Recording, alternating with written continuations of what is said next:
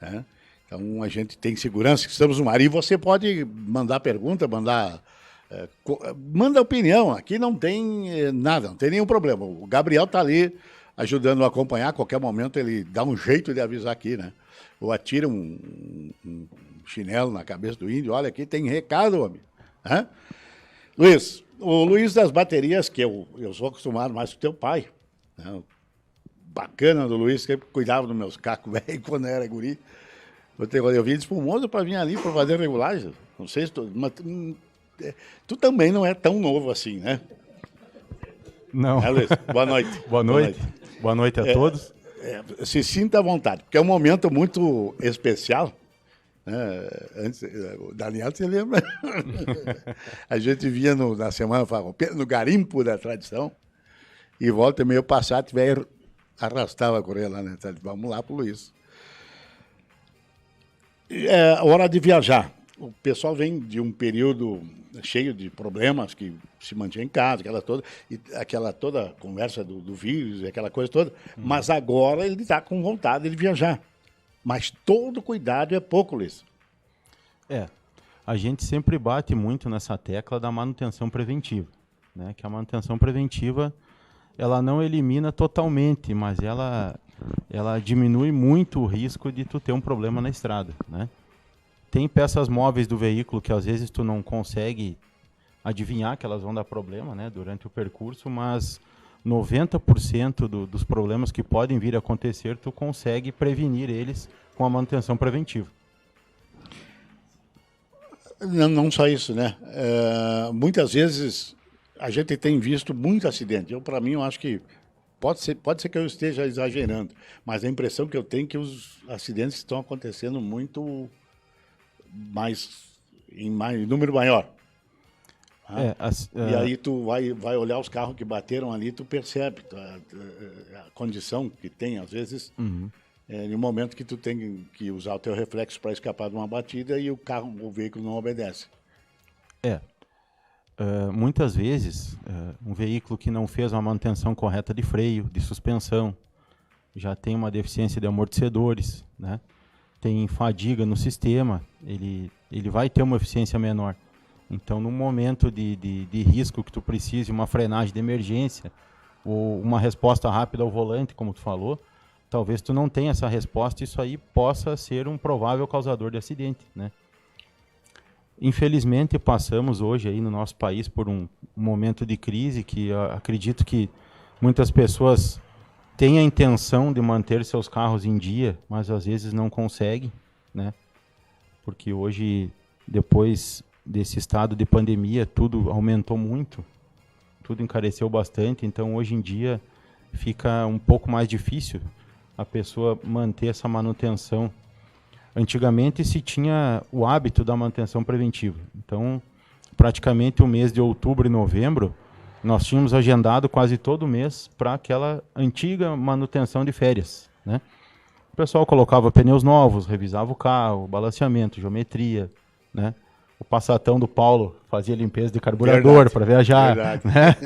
Eu tinha um Passat vermelho que era um foguete. Né? Uma moto vermelha incomodava. Hoje em dia os carros mais novos já mudou um pouco os parâmetros de manutenção, né? Agora, injeção eletrônica, freios ABS, controle de tração, sensor de aproximação, faróis eletrônicos, né? Sensores crepusculares, sensor de chuva. Então, hoje os veículos já têm uma manutenção um pouco diferenciada. Mas o básico, que é suspensão, freios, troca de óleo, manutenção de correia de comando, que todos nós sabemos que a famosa correia dentada, ela tem vida útil, né? E deve ser dado bastante atenção para ela antes de uma viagem, porque isso aí pode até deixar na mão no meio do caminho, né? Luiz, na manutenção preventiva, às vezes tu chega lá no final do ano, a troca de óleo ainda não venceu, mas tu vai fazer uma viagem maior, com certeza, né? Sim. Depois tu tem ainda pneu e calibragem, né? Que mais? A geometria. Essa é uma coisa que o pessoal esquece muito. Tu sabe que a troca de óleo ela tem uma coisa que pouca gente sabe, que o óleo é perecível. Então tu tem um carro que usa um óleo 100% sintético, tá? Que na teoria seria um óleo para te rodar 10 mil quilômetros. Mas Se tu não fizer essa quilometragem dentro de 6 a 8 meses, tu deve trocar o óleo pelo tempo e não pela quilometragem. Então, às vezes, a pessoa não tem essa informação e ela leva 2 anos para fazer 10 mil quilômetros. Esse óleo, quando tu for tirar ele do cárter, ele está degradado já, pelo tempo e não pela quilometragem.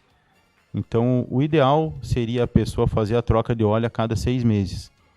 Porque a manutenção do óleo ela se torna muito barata diante do prejuízo que ela pode causar mais para frente se tu não fizer a troca correta. Tu comentou ali sobre a geometria. Isso aí a gente percebe, cada carro que tu olha, às vezes tu olha ele estacionadinho ali direitinho, tu já percebe esse tá e esse não tá. Tá fora de geometria, tá, cambagem tá fora. É a coisa mais incrível. Né? Tu sabe, Paulo, que a geometria também tem uma outra coisa muito interessante. Hoje, um dos assuntos mais falados no setor automotivo é o preço do combustível, né? Infelizmente, o preço do combustível tá muito alto diante da realidade financeira, né? Já teve preços altos em outras épocas, mas acho que nunca atingiu um patamar tão alto assim em relação à realidade financeira do país. E a geometria, por incrível que pareça, ela te rende até 5% de economia. Por que isso? Isso a gente vê muito nos carros de corrida. Então, o meu carro de corrida, por exemplo, ele tem que estar com a geometria perfeita para ele se tornar um carro mais leve possível, para ele não perder energia com ele próprio. Então, quando um carro está com a geometria bem certinha, tu vai lá, empurra ele e ele anda sozinho, assim. Ele é um carro que a gente chama que ele está alinhado. Quando o carro está fora de geometria, está com a divergência fora, a cambagem fora, ele se torna um carro pesado. Tu vai empurrar na garagem, ele está pesado. E esse peso, o motor vai ter que carregar esse peso. Então, essa geometria fora dos parâmetros, ela vai fazer com que o carro tenha um consumo maior. Então, tu imagine se a pessoa vai fazer uma viagem de férias aí de 2.000 quilômetros, tu bota 5% de economia nesse trajeto todo, quanto representa, né? Tu vê, eu não sabia, eu sabia que era um perigo enorme na questão de estabilidade. Estabilidade. Agora, consumo não... Sim, pois é. Tu vê como é interessante, né? Estamos aprendendo. É. Como é que diz o Mano Lima? Somos eternos aprendizes. Exatamente. É isso aí. Estamos lidando, estamos aprendendo, tem conversa? Já, parceiro, velho. Vamos dar uma olhadinha. O pessoal pode mandar para a gente aqui o recadinho, tá bom? Juliane Salum, é isso? Ela vai te cobrar. Pois é. Olha aí, ó. Um abraço para engajar na live. Por onde se começa uma revisão preventiva, tá? Quais são os itens essenciais para tomar cuidado? Quais sinais do meu carro devo ficar atento? Quando o Luizinho viaja, ele fica vendo os problemas dos carros. Como é que... Me conta essa história. O que houve? Pois é. Quando nós saímos viajar, às vezes a gente está em algum lugar e passa um carro fazendo algum som diferente. Eu já digo para ela, ó, esse carro está falhando o cilindro. Ó, esse carro está raspando pastilha. Ou, ó, tem um barulho estranho no motor. Você está rajando a parte de baixo. Ela fica mexendo comigo. Mas isso é minha mania de mecânica. Não adianta. Não adianta. Respondendo a pergunta dela, itens básicos assim de uma manutenção preventiva, tá? Parte de suspensão, direção e freios, que isso aí engloba buchas de bandeja, buchas de eixo, terminais de direção, barras axiais, pivôs, barra estabilizadora, amortecedores, coxins, né? A parte de freio, que seria pastilhas, discos, lonas, né? A parte de correias, tanto a correia sincronizadora, que é a correia dentada, como a correia externa, que toca a direção hidráulica, bomba d'água, ar-condicionado, alternador. A verificação das luzes, né? Está tudo ok, farol, alta, baixa, pisca, luz de ré, luz de freio. Palhetas de limpador, porque às vezes a gente se pega no meio de uma chuva e não lembra que a palheta não está limpando nada, né? Meu Deus. Quando começa a arranhar lá no para-brisa, já pode tirar. E geometria, balanceamento, condição dos pneus, né? São itens básicos que devem ser verificados antes de uma viagem. Luizinho, hoje os motores evoluíram muito, a mecânica, nossa. Muito. É o show, né? É. Uma vez eu sou do tempo do Fuca. Uhum. Aí tu regulava o platinado ali, ajustava tudo direitinho, tinha as medidas certas. E era uma brisa. Em 2, 3 viajadas saía fora. Hoje não. Tu ligou o carro, deixa ele quietinho ali, ele mesmo se ajusta, né? Porque tem como é que se chama? A mídia... tecnologia embarcada, é Embarcada. Isso? É isso? O setor automotivo houve uma reviravolta, assim, que foi uma coisa fantástica, né? Então, tu perguntou, tu falou se eu era novo, eu tenho 40 anos, eu comecei a trabalhar na oficina com 12, porque na nossa época, tu sabe, né, que tu trabalhar é automático, né? Não tinha nada. Não tinha moleza como hoje aí, não tinha choro. Tinha moleza. Então, eu regulei muito Fusca, Corcel, Mas Brasília. Eu lembro, tu pequenininho junto com Isso, Opala. Inclusive, a medida do platinado do teu Fusca era 0,40, tá? Só pra te saber. É uma lâmina de 0,40. É verdade. É isso aí. Nossa. Então, assim, ó, antigamente a manutenção do carro se resumia em tu tirar o carburador, revisar ele, né? Fazer uma limpeza, calibrar, verificar a ignição, que era o platinado, o condensador, rotor, cabos de vela e bobina. E, às vezes, uma regulagem de válvula, quando necessário, que foi feito já no teu Fusca e no teu Passat, né? Troca de filtros e a parte de funcionamento de motor estava ok, né? Hoje em dia, com essa tecnologia embarcada que temos aí, ó, tem carros hoje que eles têm mais de 20 módulos de comando dentro do carro. Tu tem um módulo para comandar acessórios, tu tem um módulo de airbag, um de ABS, tu tem um módulo de vidro, tu tem um módulo de trava, tu tem um módulo para comandar teto solar, tu tem um módulo para comandar e gerenciar o motor, tu tem um módulo para gerenciar a suspensão eletrônica, que tem em alguns carros, então a manutenção ela mudou muito. Daí algumas pessoas às vezes pensam, mas carros novos dão muito problema, é muita coisa. Não incomoda, sabe? É uma tecnologia muito bem feita e não tem dado muitos problemas. E isso aí ajuda muito o motorista, muito. Eu vi agora um pouco, alegrando um pouco o ambiente aqui, a Alexa agora está dentro dos carros. Tá, cuidado, o senhor tá acima da média. Tá sim. E o pior é esse mesmo. Nós estávamos falando ali dos motores, Paulo. Tu vê, vamos pegar, por exemplo, esse Passat que tu tinha. Era um Passat 1.6? O motor AP. Motor AP 1.6, né? Isso. Então nós tínhamos o teu Passat com motor de 1.600 cilindradas. 1.600, o que quer dizer 1.600? Que se tu colocar os 4 pistões dele para baixo, ele cabe 1,6 litros de líquido dentro dos cilindros. Então por isso que ele se chama 1.6. Ele é 1.600 ml de líquido dentro dos cilindros, tá? É 1,6 litro. 1,6 litro. Então, esse teu carro com capacidade cúbica de 1,6 litro, ele gerava uma potência de 85 cavalos, né? É o que tinha no documento dele, tá? Hoje tu pega carros 1.0 turbo, que tem 120 cavalos, com 1.000 cilindradas. Então, qual que é hoje a sacada desses motores pequenos turbo? Quanto menor a capacidade volumétrica do motor, menor a emissão de poluentes dele. Então, com o turbocompressor, tu consegue extrair uma potência maior do motor pequeno, poluindo menos. Essa é a tendência do mercado daqui para frente. Olha, Luizinho, a gente tem aqui assunto que não... Nossa. Dá para ficar uma noite falando aí. A pergunta é para ti. Qual é a relação de calibragem do ar dos pneus com a economia de combustível? Tu já deu uma dica antes. Mas eu comentei da geometria, mas a calibragem também vem paralela à geometria. Por quê? Se tu tá com o pneu murcho, quanto mais murcho tiver o pneu, maior o atrito dele com o solo. Esse atrito com o solo, ele gera peso de rodagem, que a gente chama.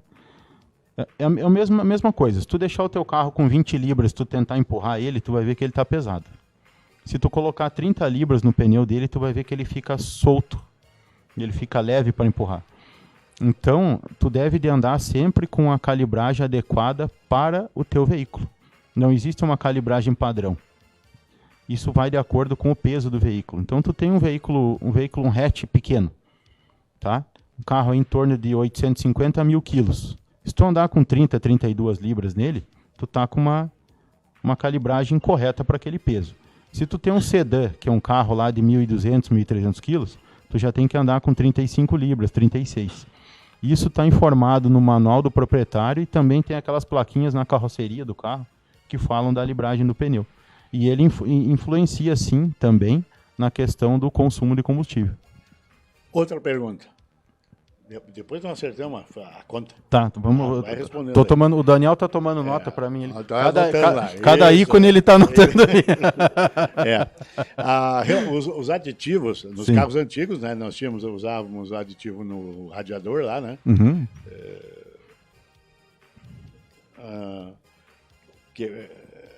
E a água, tanto quanto na gasolina, também a adição de aditivo na gasolina, muitas, a questão aditivada ou não e tal. Tá. Isso aí também é um assunto bem interessante. Então deixa eu te falar do aditivo do radiador, que tu comentou primeiro. Hoje nós temos 2 tipos de aditivo no mercado de radiador, tá? Temos o etileno glicol, que é o primeiro aditivo que foi inventado, né, que foi lançado, e hoje já temos também aditivos sintéticos. Qual é que é a função do aditivo? Todos nós sabemos, nós aprendemos lá na escola que a água ferve a 100 graus, né? Sim. Temperatura de ebulição da água, 100 graus. A água sob pressão, ela vai ferver em torno de 106 graus.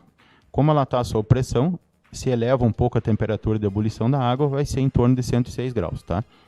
Hoje nós temos muitos carros aí que trabalham com temperatura de viagem a 98, 99 graus. Com temperatura de ligar o eletroventilador com até 105 graus. Então, nessas condições atuais de hoje, já não se pode mais usar só água no sistema. Por vários motivos. Um deles é que ela vai estar sempre muito perto da temperatura de ebulição, devido à temperatura desses motores modernos. E a outra questão, que a água, depois que ela entra em contato com o metal do motor, tanto o alumínio como o ferro, em alta temperatura e ela sofre variação de temperatura alta e baixa, ela cria na composição química dela um ácido corrosivo.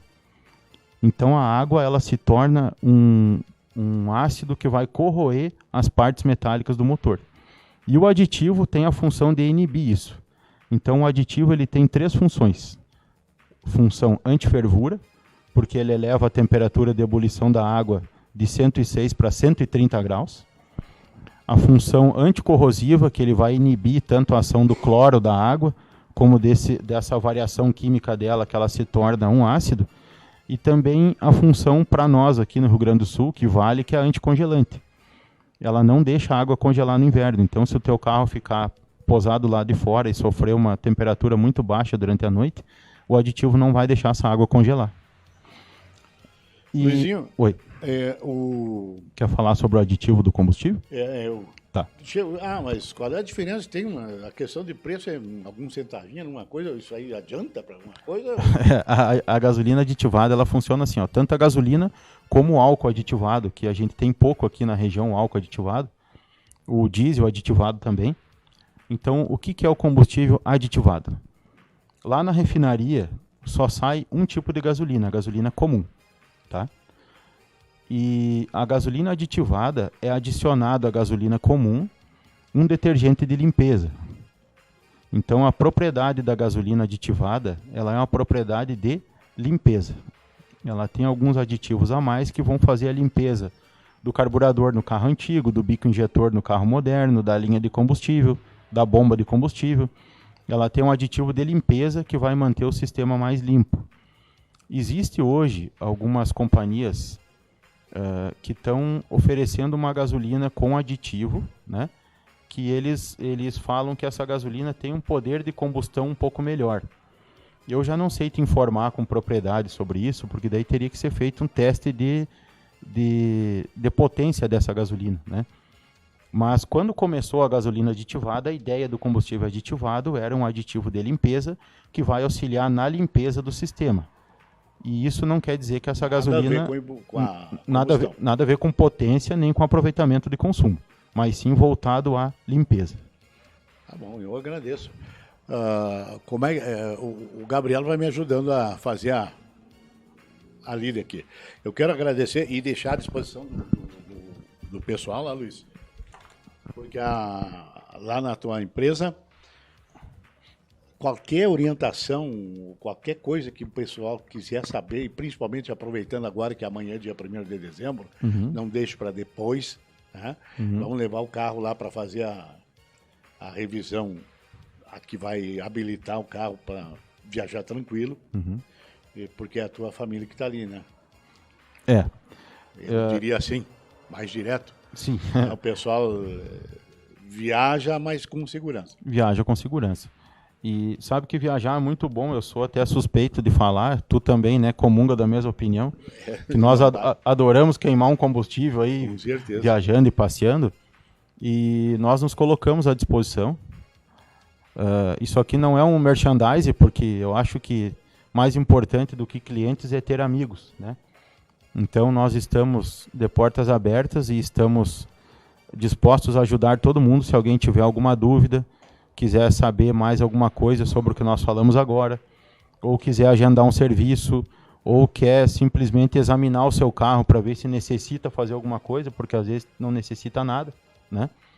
Então nós estamos à disposição de qualquer pessoa que tenha alguma dúvida ou que queira perguntar sobre algum serviço meu carro tem 50 mil quilômetros, o que eu tenho que verificar? Precisa verificar isso, isso e isso. Então nós estamos à disposição para auxiliar essa pessoa em tudo que for preciso. Tá bom, obrigado, Luizinho. Obrigado pela participação. Conte conosco aqui no sindicato. Tu tem, como o presidente disse, a tramela do lado de fora. Aqui o sindicato é de casa. Como é que a porteira do rancho não tem tramela e o cachorro é manso? Verdade, né? E a gente precisa, tu tem que ser amigo das pessoas certas, né? Sempre. É isso aí. O mecânico é um deles. Obrigado. Muito obrigado, Paulo. Está convidado a vir mais seguido aqui, porque isso aí não termina o assunto. Não. Quando tu começa, aí tu vê que passou o tempo. Tá. Na próxima, então, vamos fazer um churrasco aqui, ó. E nós ficamos aqui falando e comendo, então é tranquilo. Muito obrigado. Um grande abraço, obrigado pela oportunidade. Tranquilo. Tá aí o Luizinho. Pessoal, sempre lembrando para vocês que o pessoal pode dar opinião, dá o palpite, conversa com a gente, manda um recado aí, né? Eu vou convidando o Daniel, eu acho que vamos convidar o Neuri também, né, Daniel? Me acha com o Padre Neuri, lá atrás com o Padre Neuri, São Hortz. Para mim é um prazer ter esse